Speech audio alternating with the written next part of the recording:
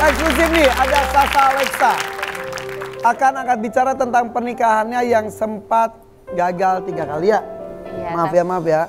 Bahkan di pernikahan terakhirnya yang ketiga berarti. Yang ketiga bukan nggak ada KDRT, kekerasan dalam mental. Tapi yang KDRT? Kedua. Yang pertama berapa lama? Yang pertama nikah 2,5 tahun. Pisah.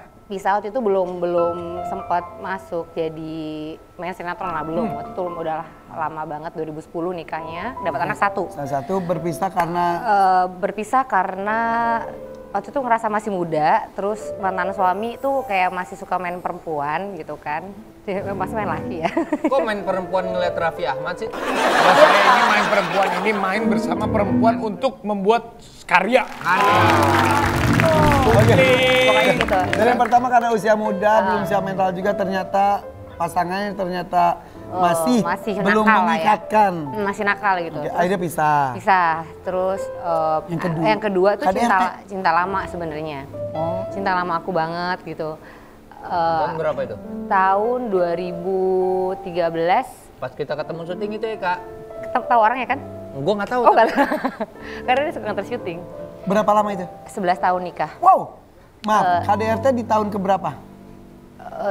KDRT-nya sering, tapi yang sampai masuk kantor polisi itu di tahun 2019 sama terakhir 2000 berapa ya? Pas syuting 2022. Baru dong. Kekerasan dalam rumah tangga itu parah banget. Lumayan bonyok sih ya. Tonjok gitu. Iya, walaupun buat saya sebenarnya nggak ada yang dibenarkan, apapun KDRT itu nggak dibenarkan. Tetapi mungkin di mata dia kalau selalu ngomong, lu tuh pantas dipukulin karena lu kalau ngomong suka kasar. Nah, tapi ada tapinya.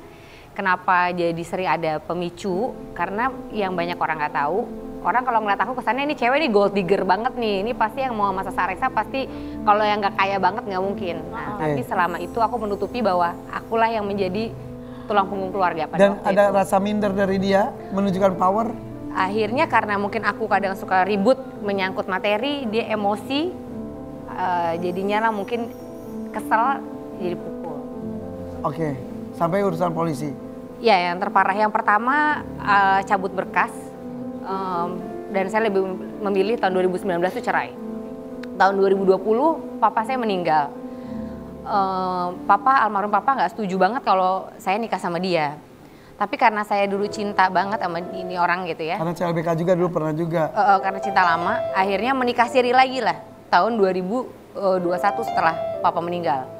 Nggak lama itu dapat kekerasan juga. Kekerasannya awalnya pukul-pukulan sama adiknya. Terus pada saat dia misahin, dia mungkin belain adiknya. Akhirnya dia mukul saya, nonjok, ya udah akhirnya sampai ke kantor polisi. Tapi sampai akhirnya udah nggak sanggup karena 11 tahun saya tungguin kayaknya nggak ada perubahan ya. Dianya juga nggak ada semangat untuk lebih memperbaiki diri. Bertanggung jawab dari segi seorang suami. Dan yang udah kena traumanya anak saya yang pertama. Sampai teriak-teriak. Lihat dia. Dia pada saat kejadian saya dipukul, kondisinya kita lagi nginep di satu villa di daerah Sukabumi. Aku nggak tahu ya dia lihat apa enggak, cuma waktu itu kejadiannya kan ketuk karena satpam aja sampai datang ke villa itu. Tapi anak saya tidur. Pas anak saya bangun muka saya udah berdarah-darah, udah bonyok. Berdarah? Iya. Sampai berdarah? Iya. Udah bonyok, akhirnya dia bangun terus dia nangis ngeliatin saya, mama kenapa?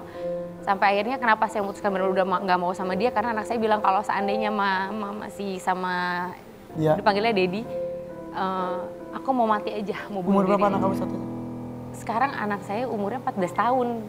Saat itu berarti 12-an Iya, ya? 12 tahun. Udah bisa berpendapat dan memutuskan sesuatu. Akhirnya kamu untuk anak bisa?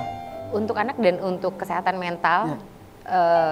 Dan memang nggak lama dari situ ketemulah sama cowok yang saya pikir ini kayaknya bakal jadi hero. Apakah ini jawaban dari doa-doaku ya Allah? Datanglah yang ketiga ini. Datang yang ketiga ini. Oh, ini jawaban dari doa-doaku. Kemarin udah sempat terzolimi lah merasanya gitu.